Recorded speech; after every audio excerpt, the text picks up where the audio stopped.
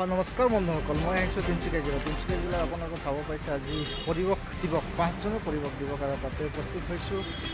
তাতে শ্ৰমিক যি কেন্দ্ৰ আছে তাতে উপস্থিত হৈ যি যুৱ সংঘ লগতে বিভিন্ন সন্তান ৰবীন কুৰ্মী ডাঙৰীয়া আছে বহু এনেকৈ গছপুলি তেখেতে ৰোপণ কৰি আছে। সেইখিনি দেখা যাব চেষ্টা কৰিম। আহক তেখেতসকলে কেনেকুৱা ধৰণৰ মন্তব্য আগবঢ়াইছে আৰু কেনেকুৱা ধৰণৰ পৰিৱেশটো আগবঢ়াই লৈ যাব চেষ্টা কৰিছে।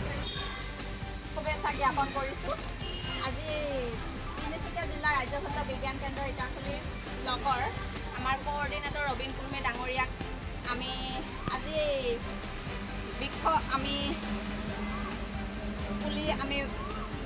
ৰবীন কুৰ্মী ডাঙৰীয়াক আমি এজোপা মেগনি পুলি আমি বৃক্ষৰোপণ কৰিবলৈ আমি অনুৰোধ জনাইছোঁ আৰু ৰবীন কুৰ্মী ডাঙৰীয়াক আমাক এখন ফুলাম গামোচাৰে সন্মান যাচিব।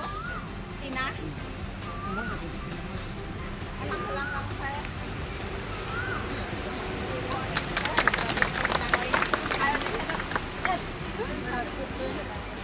এটা মেগুনি এজোপা পুলিৰে ৰাকেশ লোহাৰ ৰবীন কুৰ্মী ডাঙৰীয়াই আজি বৃক্ষৰোপণ কাৰ্যসূচী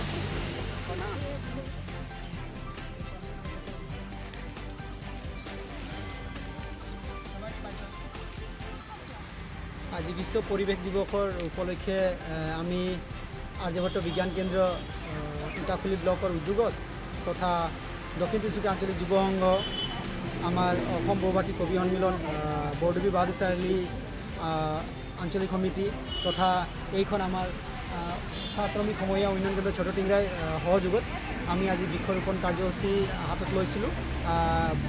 আমি বহু গছ ৰোপণ কৰিলোঁ। এই কেন্দ্ৰৰ এলেকাটো ৰুইছোঁ আৰু ইয়াৰ আশে পাশে যিবোৰ ৰাজহুৱা অনুষ্ঠান সেইবোৰতো আমি ৰোপণ কৰিছোঁ। আৰু ৰোপণ কৰাই নহয়, গছপুলিবোৰ ৰোপণ কৰি আমি গছপুলিবোৰক কেনেকৈ আমি সংৰক্ষণ কৰিব পাৰোঁ, ডাঙৰ দীঘল কৰিব পাৰিম, তাৰ কাৰণে আমি এটা সৰুকৈ কমিটি টাইপৰ আমি গঠন কৰিম আৰু যাতে তাতে বেছিভাগ মানুহক তাত ইনভলভ কৰি এজোপা গছ যাতে তেওঁলোকে সকলোৱে ৰক্ষণ কৰিব পাৰে তাৰ কাৰণে আমি ইম্পৰ্টেণ্ট দিম।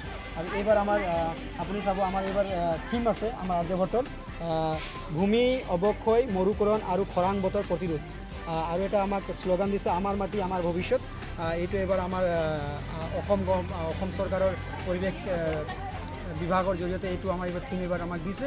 এই থিমৰ ওপৰত আমি কাম কৰিম আৰু মই সকলো ৰাইজক অনুৰোধ জনাম যে গছ ৰুলেই নহ'ব, ফেচবুক হোৱাটছআপতো ৰুই কিনি এৰিলেও নহ'ব, যাতে গছবোৰক আমি সুৰক্ষা কৰিব পাৰিব লাগে, সংৰক্ষণ কৰি ডাঙৰ দীঘল কৰিব পাৰে। যিহেতু গছ থাকিলেহে আমি জীয়াই থাকিম আৰু মই কওঁ গছ ৰুব লাগে, পৃথিৱী বচাব লাগে আৰু পৃথিৱী থাকিলে আমি থাকিম। Thank you. দিৱস উপলক্ষে 5 জুন তাৰিখে আমি সকলোৱে এই ইটাখুলি উন্নয়ন কেন্দ্ৰ সমূহীয়া উন্নয়ন কেন্দ্ৰত আমি বৃক্ষৰোপণ কৰিছোঁ আৰু ইয়াৰ লগতে ৰাজহুৱা যিমান প্ৰতিষ্ঠান আছে তাতো আমি বৃক্ষৰোপণ কৰিছোঁ।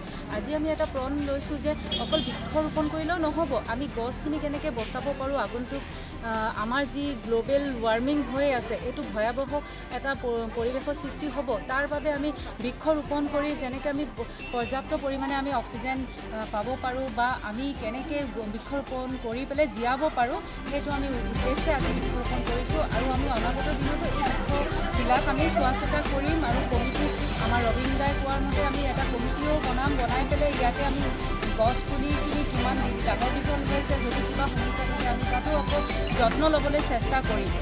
সেয়া আজি আমাৰ উদ্দেশ্য হয়। অকল গছ ৰোৱাটোৱে নহয়, গছটো জীয়াই ৰখাটো আমাৰ উদ্দেশ্য হয়।